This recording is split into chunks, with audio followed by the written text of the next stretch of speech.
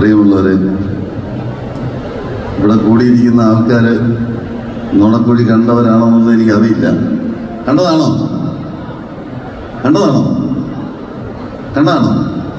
അല്ല, ശരി. അപ്പോൾ ജിത്തു ജോസഫ് എന്തായാലും വെറുതെ ഒരു സിനിമ എടുക്കില്ല. അത് മലയാളികൾക്കെല്ലാം അറിയാം. അദ്ദേഹത്തിൻ്റെ എല്ലാ സിനിമകളിലും ഓരോരോ പ്രത്യേകതകളുണ്ട്. നേര് എന്ന് പറഞ്ഞ സിനിമയിൽ ഞാനില്ലായിരുന്നു. അപ്പം ഈ ഷൂട്ടിംഗ് നടക്കുമ്പോൾ നേരിൻ്റെ ട്രെയിലർ എന്നെ ജിത്തു ജോസഫ് കാണിക്കുകയുണ്ടായി. എന്നോട് ചോദിച്ചു, കൊള്ളാമോ?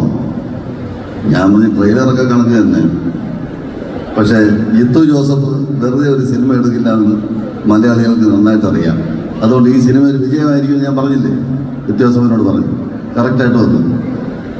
അതുപോലെ തന്നെ നുണക്കുഴിയും മലയാളികൾ ഏറ്റെടുത്തിരിക്കുകയാണ്, പ്രത്യേകിച്ച് ഫാമിലി.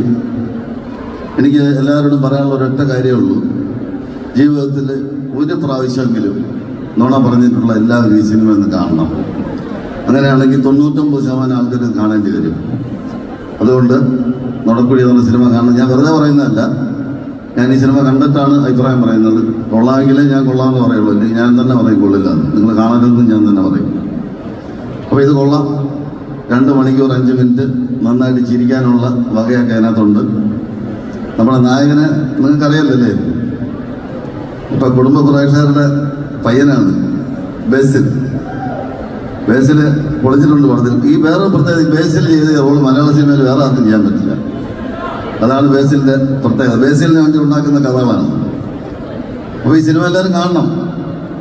കൊടുക്കുന്ന കാശ് മുതലാണ്, ഞാൻ ഒരു ഗ്യാരണ്ടിയാണ്. പിന്നെ കണ്ടിട്ട് കൊള്ളൂല എന്ന് വിളിച്ചു പറഞ്ഞാൽ ഞാൻ പൈസ തിരിച്ചു തരില്ല, അത് വേറെ കാര്യം. അപ്പോൾ ശരി, കാണാം.